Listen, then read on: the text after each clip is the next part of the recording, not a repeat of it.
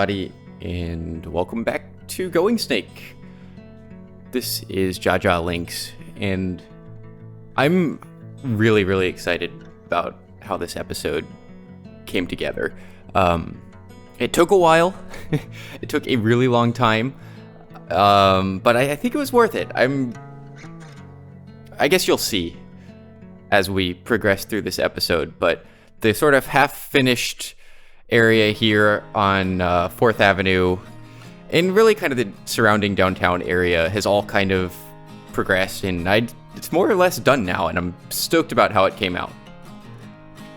And just to kind of start off, like I mentioned, it has been quite a while. I think it's probably been, when I get around to uploading this, it's probably going to have been about a month since the last episode. It's just with the holidays and work and all that stuff. It just took a little while to get this one out, and I've decided that I want to have a Wednesday upload schedule. Schedule used a little loosely there because it's not going to be a regular schedule or anything. Just kind of, when I have an episode ready, I'm going to publish it on the next Wednesday. But I'm recording this on December 21st, and the 25th is Wednesday, and that's Christmas, and then the week after that is Wednesday, and that's New Year's Eve. And I didn't really want to release it on a holiday, so this is going to be out on the 8th.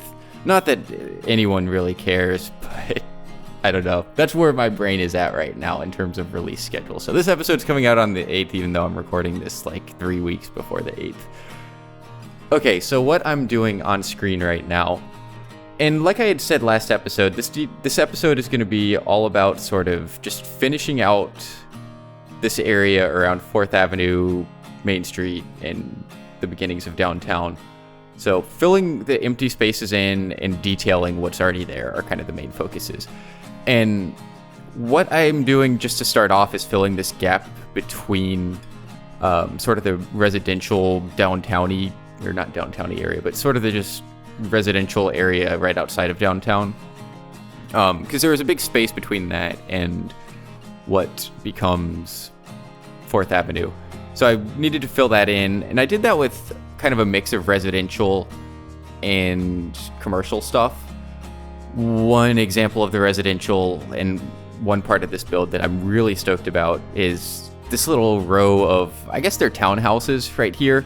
I kind of was taking inspiration from the Painted Ladies in San Francisco with the color, or maybe sort of like Charleston or Savannah, sort of those real brightly colored southern coastal cities that just have real brightly colored houses all around them. So a little bit of a different look than both of those places, but that was kind of the idea.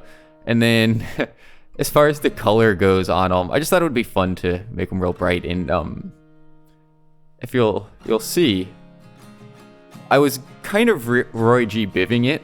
Actually, I guess I was Roy G. Biving it, so we got red, orange, yellow, green there. It would be cool to kind of finish out the whole color spectrum, but didn't quite get to that. So now I'm going to move on to this park. And one thing that I want to mention that you might have noticed just changed is, so I've got that sort of leafy texture on the ground there. And what that comes from actually is I got Theme Mixer. This is something that I saw Prez doing on his new Windsor series that I thought was a really cool idea that I hadn't thought of yet. He's got his oil texture set to these leaves. So I can basically just drag leaves over a big area, and I don't have to use decals for them. I still think the decals look a little bit better, so I'm going to use them in areas that I want to be a little bit more densely leaved. But that's a really cool option for that situation, when I need to cover a bigger area. Anyway, I'm gonna kind of be quiet for a second here and just let you focus on me building this little park, and I'll be back in a couple minutes.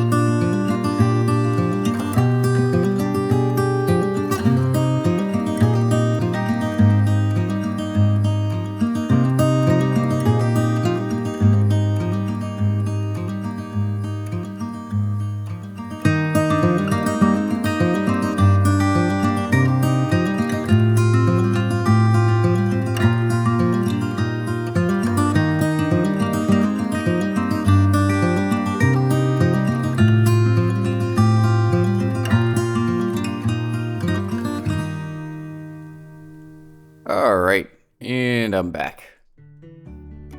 So yeah, that park, I'm pretty happy with the way that came out, and that's just the, I believe it's the business park. It's a unique building from the vanilla game, and I just stripped away all the paths and stuff around it and threw it down there.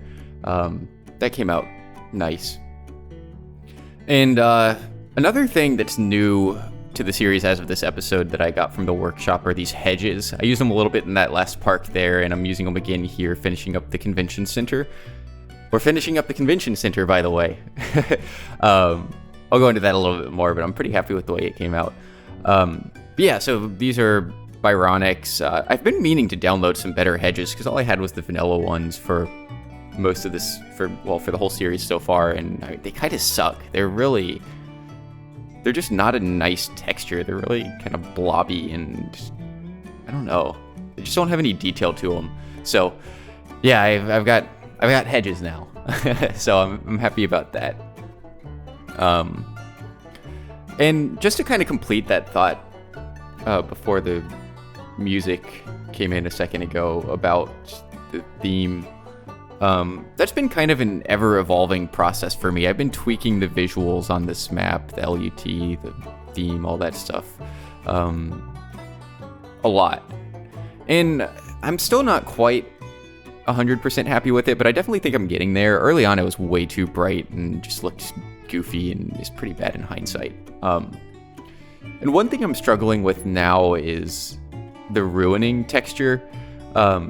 So in that autumn theme that I was talking about by Prez, he actually has sort of a fall leaves ruining texture too, it actually looks super nice in the city, because it kind of helps to connect that oil leaf texture to the edges of things with the ruining. But it doesn't work on my mountains, and the mountains are really important to this map. It makes them really dark and gray and just ugly. So I can't use it on this map, which is a bummer. So I switched to a different ruining texture from what I was using. That's it looks a lot nicer on the mountains, and it's more of just like a slightly lighter green. You'll kind of see it here and there. You can't really see it right now, but you'll notice it if you look. It doesn't look quite as good in the city, but I think it looks better on the mountains. So I don't know. I'm not sure exactly how I want to play that. I kind of wish I could just not have ruining on the mountains, but still have it in the city, but I don't really think that's possible. So, unfortunately, that's kind of where that's at. I don't know. I don't really know what to say about it. I think it just is what it is, but I'm pretty happy with where I have it now. It's definitely improving. So yeah, hopefully anyone watching this is liking the direction of the visual look of this city. I'm certainly pretty happy about it. And one last thing regarding the convention center here as I'm wrapping it up, that's worth mentioning, that I think is pretty cool and really helps to kind of complete the convention center, is I use these procedural objects letters to write Goingsnake on the side of it. I figure it's the Goingsnake Convention Center, so why not just plop Goingsnake in giant letters along the side of it. And I really, really feel like that completes it. It looks so cool. It took me forever. It was super tedious, but just wait. It looks really cool. And yeah, I guess I'll talk about that a little bit more when it comes up. I'm getting a little bit ahead of myself here, but for now I'm just kind of placing down some vital details for the convention center. I wasn't really sure what to do with a lot of it. It's kind of a huge swath of open space, and what I ended up doing was I just took these expansion joint decals and I kind of just checkerboarded the whole thing with it to just give it a little bit more texture and some more realism. And it was also just kind of a pain to detail this thing, period, because it's all ploppable surfaces, so any props that I placed down on it, I had to like lift up with Move It, and it was just really time consuming, so I ended up being a little bit light with those. But I think ultimately it got enough detail to look pretty good. And here's what I was talking about with the those procedural objects letters. So it took a while, and I'm going to cut through a lot of it because procedural objects are definitely a little cumbersome to work with, but I think that the end result was totally worth it. It took me forever to get all this put together, and as I'm building it right now, you're going to notice it's a little bit sloppy and haphazard. I did kind of tinker with it a little bit more after to line things up a little bit better, and the words kind of get like progressively smaller, I think, or maybe they get a little bit bigger, but as I'm going through, it's kind of like when you're getting to the edge of a sheet of paper, and you're realizing that you're running out of space and you have to just gradually get the font smaller and smaller to still fit everything. That's kind of what was happening here to me, but it was kind of subconsciously. It wasn't because I was running out of space or anything. But yeah, so I tweaked that. If it looks a little sloppy now, you'll see in the cinematics it looks better. I just didn't do that on camera because I figured that would be pretty boring to watch. And poof. So now the rest of the letters are there, and I'm just going to slap this E in, and it'll be good to go after I tweak it off camera. But yeah, I think that was cool. And the reason I kind of just went with those letters was because part of that asset is the CC, I guess, for Convention Center that's off to the right a little bit there. And I figured it's kind of the same font, so I mean, it's a little bit different, but it fits well enough. I think it's pretty seamless. All right, so moving on, one thing that I definitely want to mention is these murals. So I downloaded a bunch of murals from the workshop by a creator called Find Build, and they are so sweet. I don't show all of the ones I place in this time lapse just for the sake of time, but they're awesome. I absolutely love these, and you can use procedural objects to make them, to resize them to fit just about anything, and they look so good. I'm really excited about doing more of those. I didn't go too heavy with them quite yet, just kind of for the sake of time. I didn't really get to. I wanted to finish this episode. I'm actually going out of town soon for the holidays, and I wanted to get it done and posted and stuff, even though it's not going to be out for a while before the holidays. So yeah, I was just kind of finishing up, and yeah.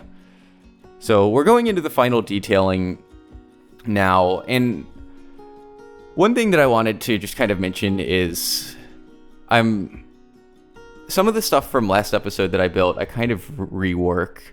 There were just a handful of buildings that they weren't necessarily bad, but overall I didn't feel like I quite accomplished the sort of built up old southern kind of downtown feel that I was wanting to go for. And it was largely just because I didn't really have the assets that I felt like I needed. So I was able to find a handful of other assets that more fit the look that I was kind of going for, and I replaced some of the other stuff that I had put in the last episode and sort of at the beginning of working on this episode. And so those are some of them there to the left. And most of these are assets from a series called American 1900s that are on the workshop. They're by a creator called Addercap, and they're really nice. They're really old. A lot of them were uploaded in like 2015.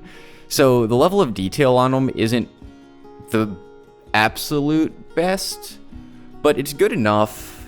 Some of the color is a little funny, but they're good enough, and they really fit the vibe that I'm wanting to have. So in the end, I opted to change a handful of different things to them. I just felt like they fit a little bit better. And so this building was a fun little thing. Obviously, you can see it's going to be a Starbucks. And when I plopped it down, it was this is just a vanilla building, but it's this sort of green Starbucksy color.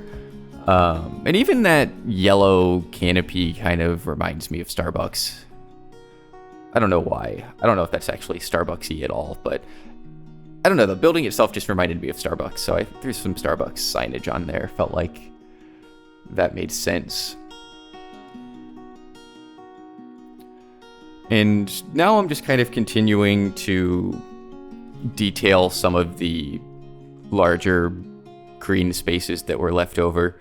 There were a lot of spots at this point that were just kind of awkwardly shaped, and I tried to fit some buildings in here, but that building behind it is the it's another vanilla asset. It's the old cinema.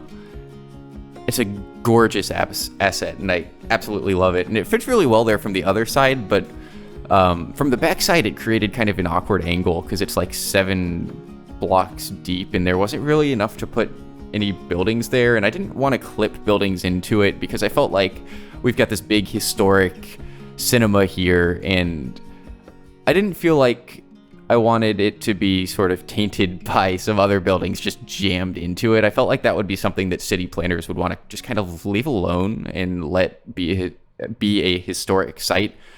So what I ended up doing was I just threw some trees behind it and a fence and kind of made it just some, I guess not green space. I guess it's technically green space, but it's really orange and yellow and red space. But I think that worked out well. It looks nice. And then that left me with this sort of awkward alleyway here, which I just threw some stairs and some walls in here to kind of make it all work out. And the other half of this awkward little space, I am going to turn into, in just a second here, I'm going to turn it into just a sort of relaxation area. I don't know, like a park space or a little just sit down for the employees in this office building next to it on their lunch break, something like that. So I threw some bricks down, I threw some benches down, I threw down a fountain, just to kind of fill in that space. I figured that could be kind of attached to this skyscraper next to it. And yeah, I think it came out nice. This street here, so this is what Main Street turns into after it kind of finishes being Main Street, and I don't know exactly what I'm going to do with this area long term, but for right now, I guess it's this. I don't plan on it necessarily having a ton of stuff on it. Probably a lot of stuff like this.